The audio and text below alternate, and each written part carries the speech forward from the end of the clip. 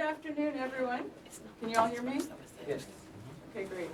Well, thank you for coming to hear about OER in the real world. I'm Andrea Eastman-Mullins, and I'm excited to be joined by my panelists. We have Kyle Denlinger from Wake Forest University, soon to be open education librarian. Is that what it is? Close enough. Close enough. He'll tell you more.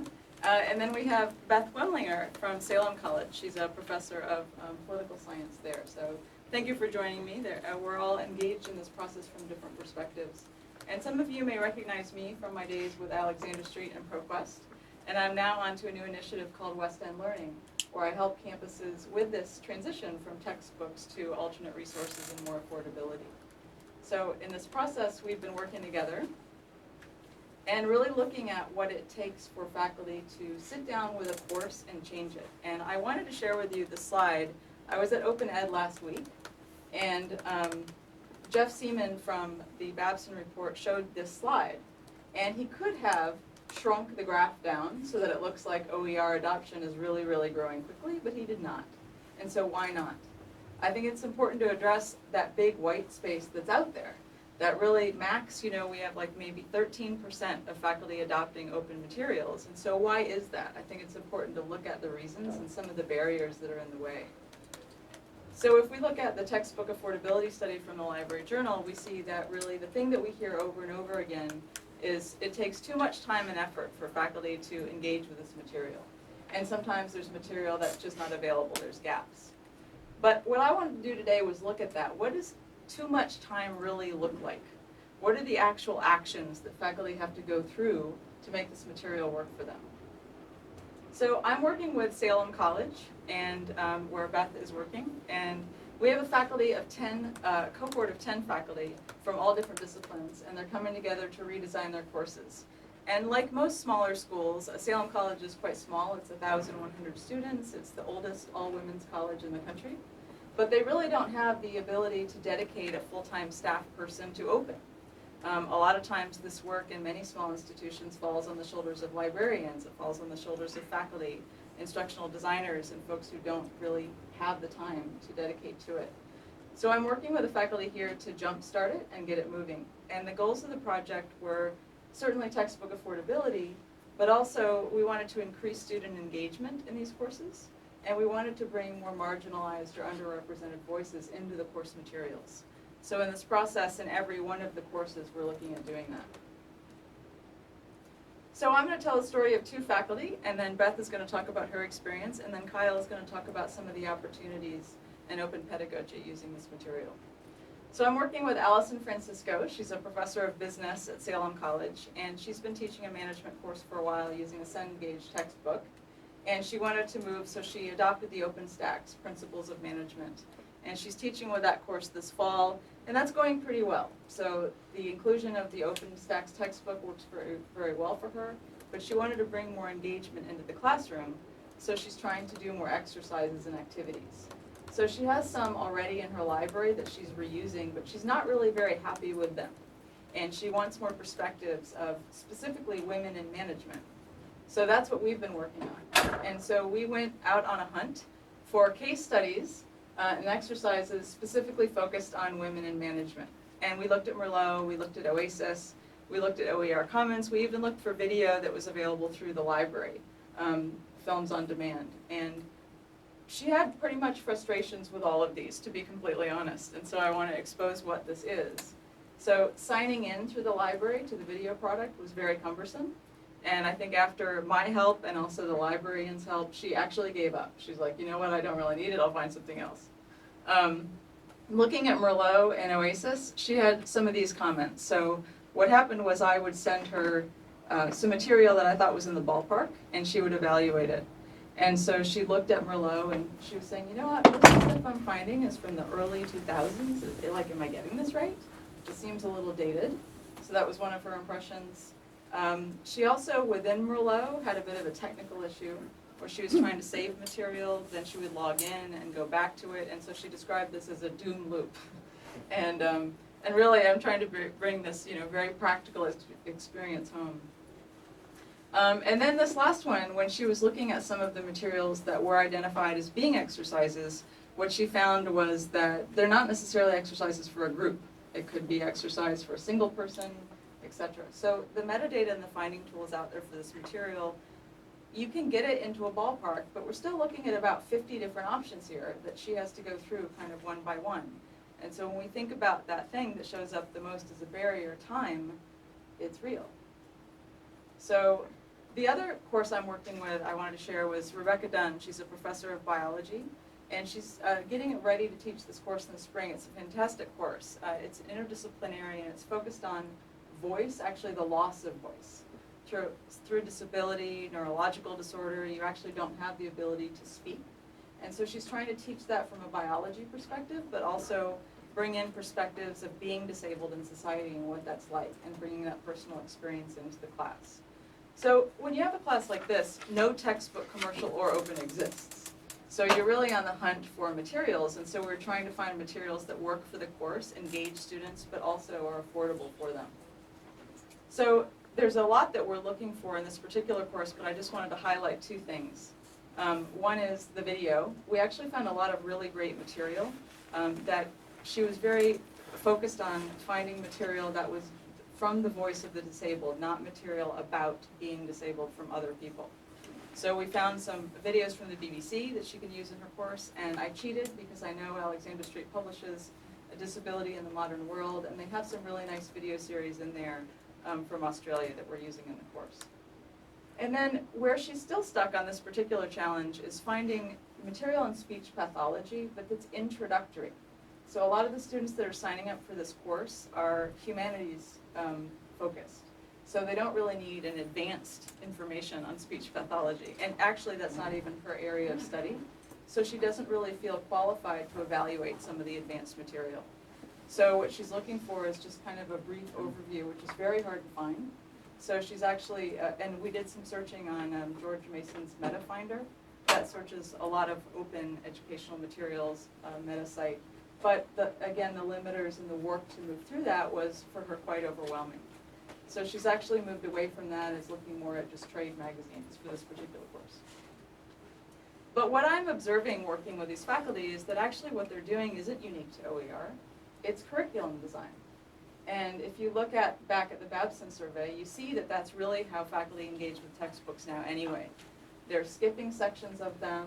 43% are bringing in their own material to supplement it. So I think that's the opportunity for open material, is to bring that into the curriculum design process at that point of need, rather than making it a separate thing. And West End Learning is working on a tool to improve that process. We're working with some campus partners. And if you're interested in chatting with me about it at an early stage, I'd love to talk with you. So I'll turn it now to Beth.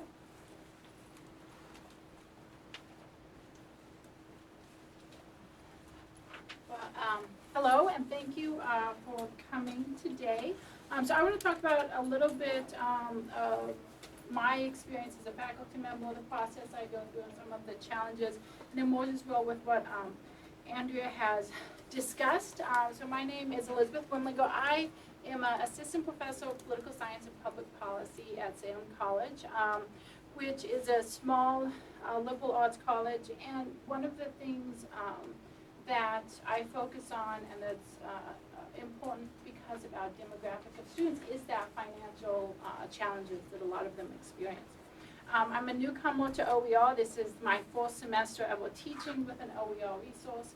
I received a NC Live grant, North Carolina Live grant, to utilize the textbook for an introductory course. I'm sorry, can you go closer Yes, to the microphone? I'm sorry, I'm used to walking around in my classroom, so I'll try to stay over here. So there are kind of three components that I want to talk about. First, the process for searching for text, kind of blending what traditionally I do by adding materials, but then how to ground that to some basic textbook that is of lower cost or no cost. Some of the benefits of this low cost, in particular how students interact with these OER textbooks, has become something that I have been challenged with this semester. And then the time for me and the concerns about the quality. So traditionally when I look for a textbook, I can use cues, right? I can go and I know the publishers that create the material that I'm used to using, that they have the quality that I anticipate. I know the authors in the field that are well known. So I have all these abilities to kind of pick a textbook that I know will have the quality and of the material and the topics that I need. With the OER sorts, we lose all this, so it's a faculty member. So most of them are, it's unclear who the publisher is, many self-published. I ran across one that the author put in the sort of acknowledgments that everyone in his family contributed. His daughter did, his son did, his sister-in-law, which was a little bit troubling in terms of what was actually in that textbook. So questionable, authors and then the material is sometimes lacking. So that adds this time component that I have to go through. I'm trying to vet some of that information. So my introductory class, it's a survey of political science. I found one textbook that was appropriate, that was a open resource textbook. And typically for all my classes, I add additional resources, so this isn't unusual. But certainly, it's usually for the upper division classes. So having to do that for a lower introductory class was a bit problematic and took, this extra time. There were clear quality differences. The textbook that I found was this. I had to kind of research why it was the way it was, and it was a company that decided it was going to be an OER publisher, and then they changed their mind because it wasn't a good business model, they said. And so they transitioned to low cost. So someone archived this textbook. So it has kind of the textbook qualities, but it's not very, it doesn't have much in-depth material, it's not current, and it's not very user-friendly. And so there were these quality differences, and they have led to engagement differences, right? Students don't really look at this textbook, and they're not motivated to read it as much. One of the reasons I wanted to engage with an OER was last year my students have a lot of financial challenges, and so I would see those first 4 weeks of class, no one had the book. And so there's, that really detracts from your whole semester. So I was like, let's find a way so that everyone has the book. I didn't think about sort of the economic kind of utility, I guess, motivations of students on the other end. That maybe if they don't purchase a book, if they don't see that book sitting on their table, they don't see there's much value to reading it. So I haven't necessarily seen as much increase in reading and engagement among as many of the students as I had hoped for, which is something as a faculty member that is of significant interest for me. The Merlot rabbit hole, it might sound fun, maybe, I don't know, for me, a Pinot rabbit hole or Bordeaux rabbit hole. This was not fun in any way. So I spent one morning tackling with this textbook that I had that I didn't like before the semester started. And I said, well, let's go to Merlot and see what they have. And I spent 3 hours. I left much sadder than the moment that I entered the process. But I want to give you an example of what it looked like, what sort of some of the results that I got when I asked for textbooks for political science. I got 18 results, which is really small. This one, Well-Being, Freedom, and Social Justice, it's a niche book, and not only niche in terms of the topic, but in terms of the normative approach the author takes, which is, one of the reasons why it might be here is it's very particular to an approach that isn't utilized and that generalizable. The politics and language contact in, which if you can't read the front of the book, it's Himalaya, which might be fun in some context, but of course not applicable here. And then the last is the one I sort of want to mention is where a lot of the results I find. A good, interesting, valuable book on mixed member electoral systems. I cover that maybe half or a third of a lecture one day, the whole semester. So these are some of the problems, right? You have some approaches that aren't really appropriate for introductory or even upper level material or topics that are so specific that they're not valuable for many classes, certainly not at the undergraduate level. So these challenges in particular, the availability in terms of my introductory class, all the extra time that it took for me to put together additional resources, as well as not a clear connection that increased student performance was a result of using OER. And this is somewhat different with a upper division class I'm working on this semester through this cohort is this International Non-Governmental Organization class, which is interdisciplinary, which makes it kind of a good class to think about OER, to think about sort of merging some of that, those textbooks is poli-sci, political science, and not-for-profit management. There's no textbooks available, but actually there's not many available either in that you can buy or purchase that kind of meet what I want, or sort of merge these two disciplines very well. But looking in below in some of the other OER places, again, the quality you have to spend a lot of time to figure out, because you might find best practices published by this not-for-profit, but that's biased in a sense that might have value to students, but it's not from maybe the perspective that you might want. So again, it's spending a lot of time in Merlot and other places trying to put together a whole syllabus of readings, which is very time consuming. And I wanted to mention this is, we talk about this as a one semester system, but this is really a over semester approach. So I think for many faculty members, if you can start out, and you can start out maybe, this semester, maybe not the perfect model of a class, but if I can, add over time, you can certainly reduce the cost of that semester to add all those additional resources that are free and open. Some of the opportunities that I think about, and OpenStax, I first worked with our librarian at Salem, and she showed me OpenStax, and I'm like, oh my gosh, they have this American government textbook, I love it. The authors, has multiple authors that are experts in the field, the authors that everybody knows, right, and that are, really engaged in what this, the topics are that they write about.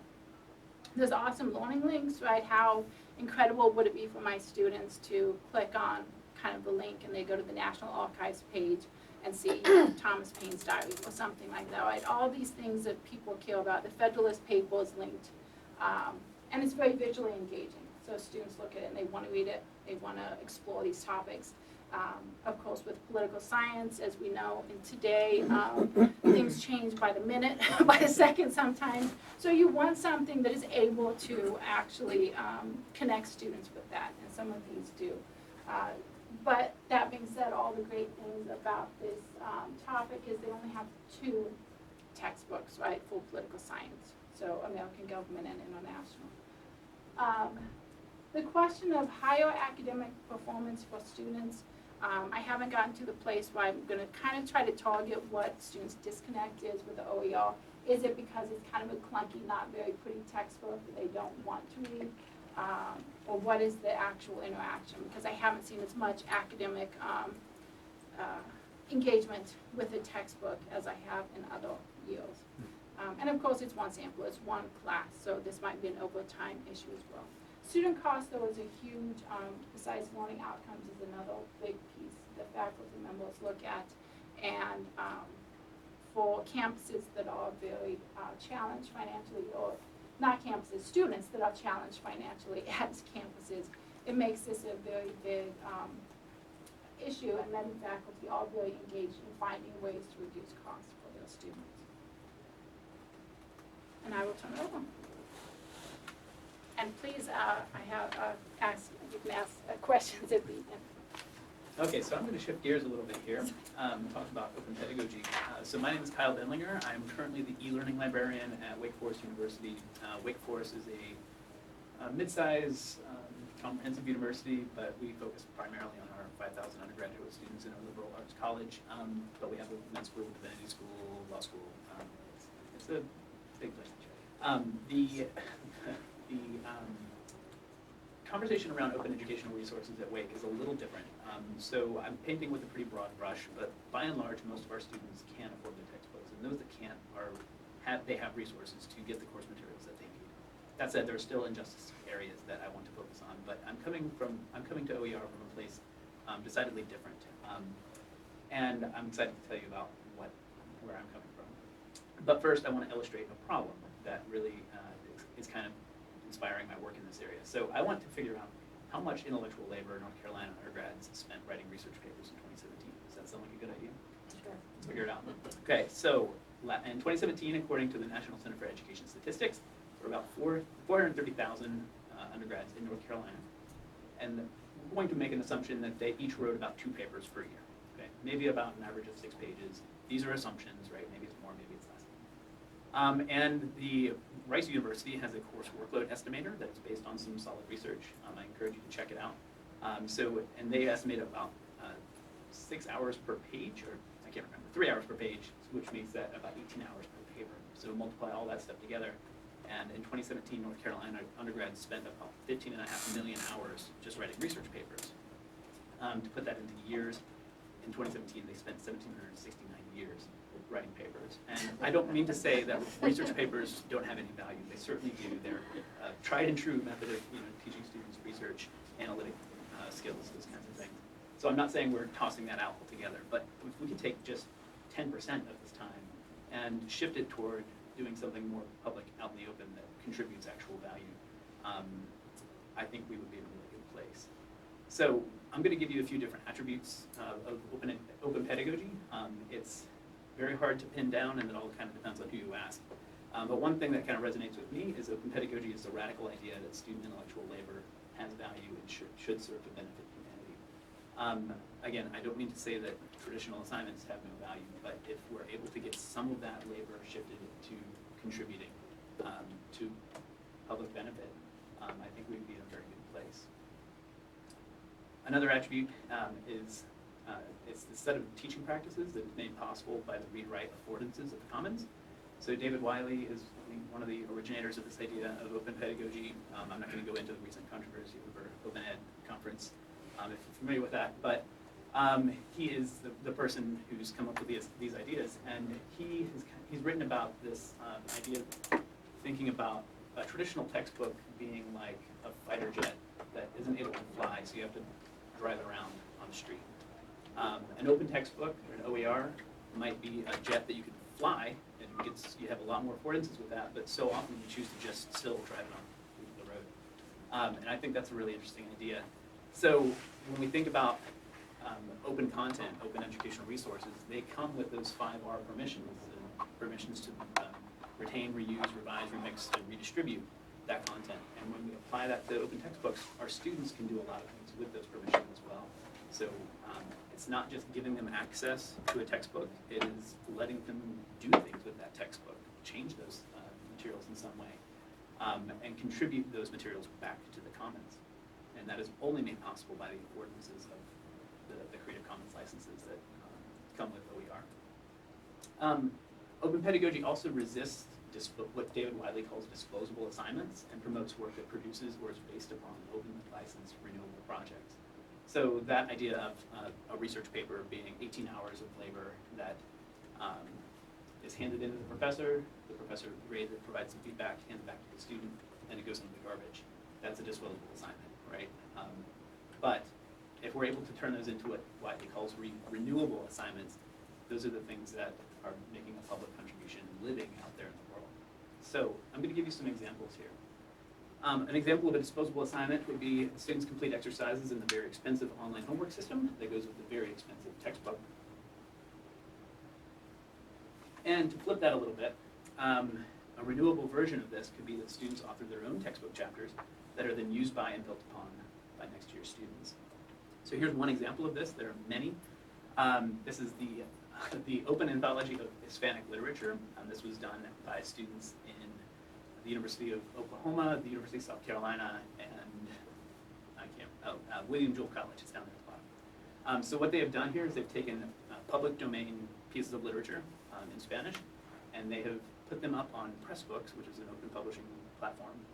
And the students themselves have written the introductions to these pieces of literature, as well as a bunch of critical annotations like you would see in a critical edition of any literature, right?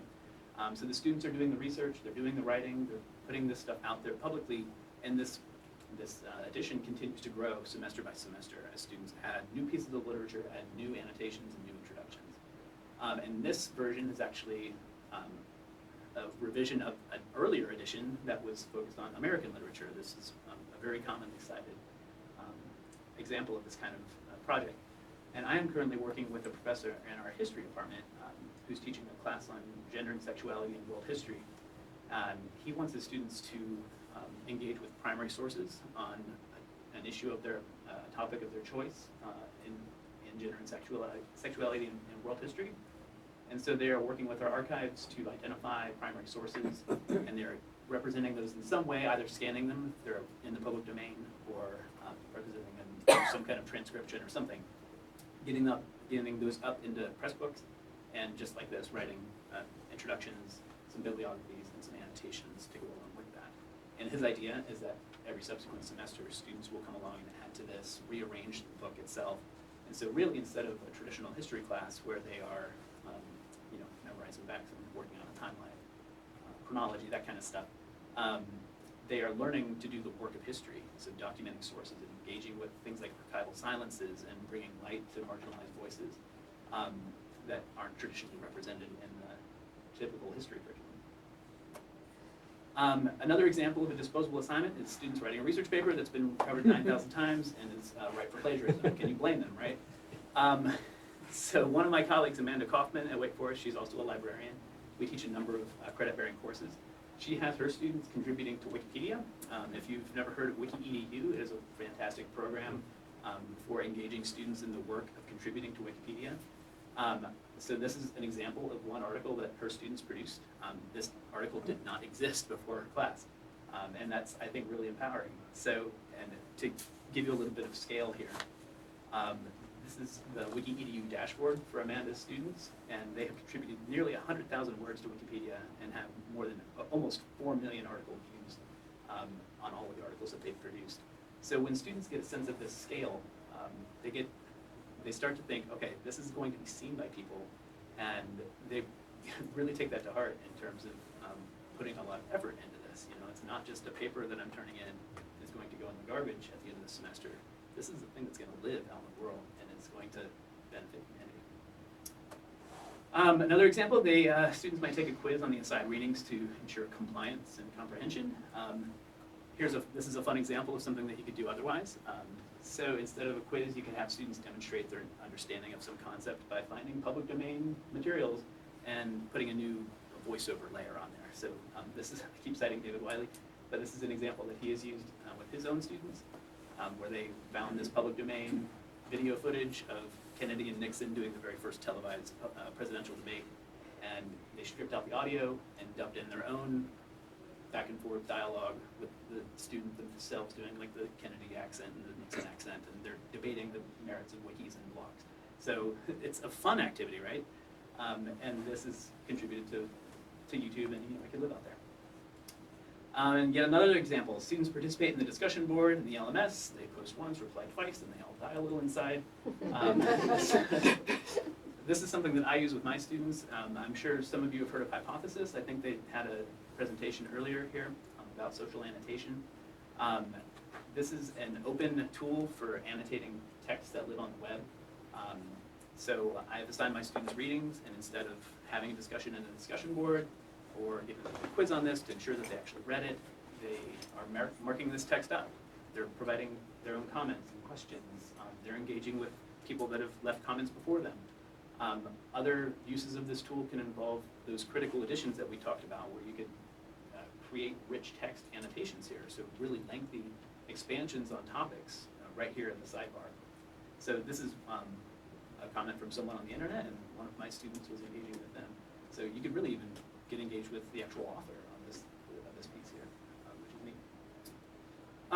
So the problems that Beth and Andrea articulated earlier are very real, and I want to propose that this is possibly a solution to some of those problems, definitely not the solution, but if you think about it, it can solve a lot of these issues with OER adoption.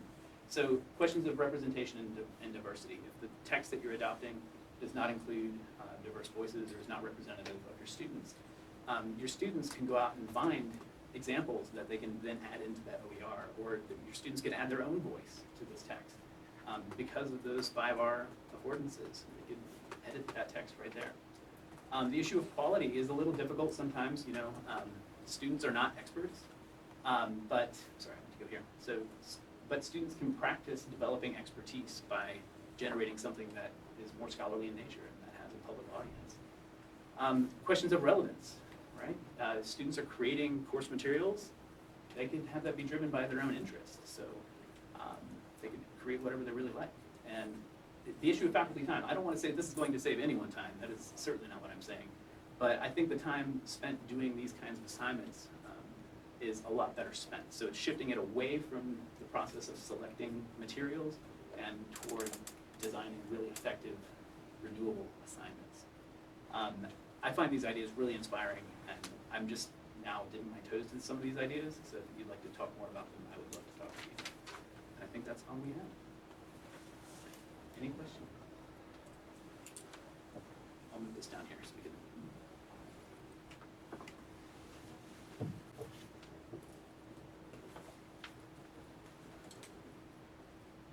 Not all at once. It's interesting because you talked about the struggle to find things and find books. It's old school. One of the things that college textbook reps used to do, and some still do, is help with that. Some of them will steer you towards just their own stuff, but others, they know what's their competition. And I just wondered if you reached out, or because you're such a small school and the big publishers don't go there. So I wondered if you figured out a mechanism to ask out for some of that, like you knew Cambridge University Press publishes does a lot of political science journals, for example. Did you know about books that we would have in that? We actually have one in international organizations. We have two. So I'll tell you about them later. But at any rate, I'm just curious, because I know it's very hard. There's so many places to go, and how's your search? How do you do your search? Yeah. I guess that's what I'm asking. So you're asking like for OER textbooks or just traditional? And traditional, any. I'm Yeah. teaching this course. Yeah, I've got an OER, I've got traditional books, some Yeah. of them are horribly expensive, I don't wanna do that. Are there other, what's my breadth of options, you know? yeah, no, I have reached out certainly to some publishers, there are certain publishers that I certainly won't mention the name of, but, I have become like, it's been problematic, so I don't reach out to them anymore.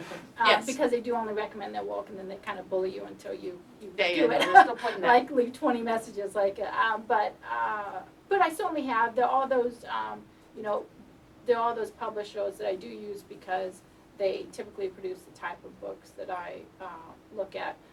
As I mentioned with the one class, it's more melding kind of. We're such a small college, so like our not-for-profit management is really based a lot on the cohort of students we have. Sure. So it's really merging political science students and not-for-profit management into this class where they can both get out, which is a nice opportunity for OER resources. But I have reached out to some, and I certainly do that, yeah. So we struggle these days with how to communicate to faculty Yes. and even to librarians, because librarians, you get lots of emails from our people, I'm sure.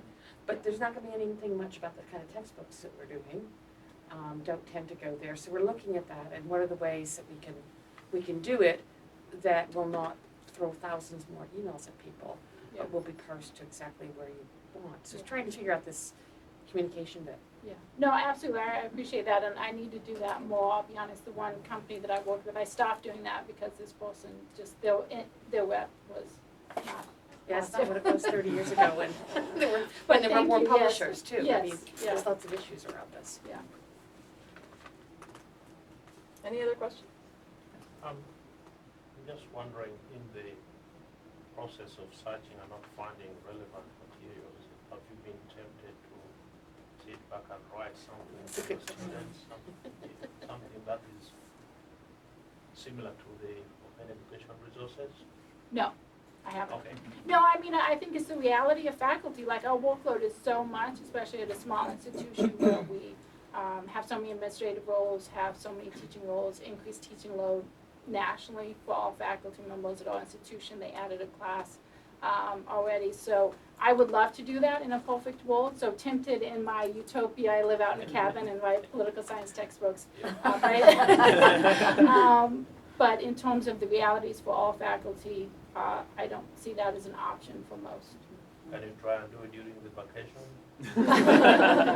When you get What, tenure. what vacation do we have? When you get tenure. Yes, Yeah. yeah.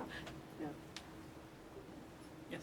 Yeah, I was wondering, have you tried reaching out to, I don't know if you have a scholarly society that you belong to, or to peers who teach similar classes to see if they have anything to share?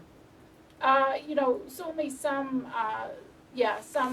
some people I have, and it's more, not the society as well, but individuals that I've Individuals, worked with and, you know, I know within the profession, so, Do you have an OER librarian at your school? no, we don't. Yeah, that's one reason Yeah, I'm that's- working with them yeah. on that, yeah. And actually, the cohort that I'm working with, almost every faculty is using their colleagues in the discipline as the first, you know, point of contact to ask, you know, what are you teaching with if they're trying to move away from the textbook. Because I think having that mediation with somebody who works consistently in OER, political science is hard. I have a professor who is in poli-sci, and he wanted something on organizational theory in the public sector, and it doesn't exist. Right. And I went back to him and I said, well, if you want that, you're gonna have to write it. And he's like, thanks, but no. But, yeah, I think, you know, even when I go out and search for my faculty, you know, everything from the Directory of Open Access Books to OASIS to Merlot to, you know, OpenStax and on and on and on. And a lot of times the OER Commons, you end up in that death loop, I think is what you called it, Doom right? loop, yeah. And Oh, you're getting the same thing, and even like the Mason OER Meta Finder, it brings you back so much stuff that is just not relevant, and I can't imagine, you know, I do this for my faculty all the time, I can't imagine faculty who don't have experience with it trying to go out there and find something that's worth their time and effort that they would put in, so, yeah. Have you searched your library? For OER. Yeah, well, it's Yeah. something that could be, you know, lendable and for free. Yeah, you know, I've worked with some with our librarian, yeah, to be honest, it's one of those time components, right? So yeah, it's one of those things, there are all sort of all these alternatives, it's just how much time you have in this Right. moment, you Yeah. know, to do that. Well, I mean, I wonder, if you just asked your librarian, will you do this for me? I don't know, I mean, I have no idea whether they would or not. I mean, there's probably more librarians in here than, but, I you think it know. probably depends on, you know, how many there are. Right, Yeah. and what kind of But- time, I mean, And everyone I has a think- day I job. think that's an important thing to know. She was, correct me if I'm wrong, but you were with an NC Live grant, Yes, which yeah, mandated an open textbook. yeah. Right, So those library license resources wouldn't have been appropriate for the Right, grant. for Right. this over, Yeah. yeah. I mean, unless it was some, you know, unlimited user access type thing where it would just be Yeah, well, this grant specifically wants open materials. so open, openly right, licensed, yeah. right, got it. Which course was that for? The survey of political science, kind of that introduction to Yeah, the political science, so. Because the American government, there's There's a lot of several, stuff, yeah, but all are good, the breadth of Yeah, what because we need. Yeah. This question's for Kyle. Sure. So I'm an instructional coordinator and I'm very game for not having more assignments that students don't enjoy or I don't enjoy grading. One thing that I'm kind of struggling with internally is what's the difference and where's the balance between assignments that make this, a student processing information that's not ready for prime time, and then just flooding the information with more non-prime ready information that other people are gonna have to sift through. So I wanna empower them, Yeah. but not just add more to the internet of any processing things. Yeah, those are great questions. I think we deal with the same issues in scholarship too with preprints and all. You know, it happens at every level. But I think it all depends on how you set it up. You could do like any project, any writing project, especially with students. You know, workshop papers. You can workshop textbook chapters. You can do all kinds of stuff before you hit that publish button. But that said, I would want to create kind of a space for, like a draft space for student work that could live beyond the class. So whether that is kind of a course website that has draft posts, or I use Pressbooks a lot in my own teaching, so it could be drafts of chapters that are just sitting there that future students will gain access to when they start my course. So maybe not everything makes it to the open web, but with the idea when we start with the idea that eventually it will, I think that gets the same kind of benefit, at least from the student motivation point of view. Does that make sense? Do you see that working with some of the STEM stuff? I'm trying to see, I see it really Yeah, well. But so what are some of the, I like heard a those really examples? interesting, this is the first example that comes to mind. There was a human anatomy class, and anatomy is one of those really tricky ones because the value of those textbooks is in the photographs and the diagrams. Illustrations. And none of those are openly licensed, so you can't, take those images. But they did it was a project that involved two different classes. One was a photography class, and they worked with, I think, medical students to go in and physically take photographs of cadavers and, the organs and label them, so they learn the skills of anatomical photography and labeling those specific pieces. And then those materials were openly licensed and went into a student-produced work of anatomy, which was really, really cool. So I don't know what that project was called. It was one of those things I read in the book. Sure. Shame on me, but yeah, that's one example. Yeah. Well, I think we're at time, but thank you all. We're happy to answer questions afterwards. Appreciate you coming. Thank you all so much.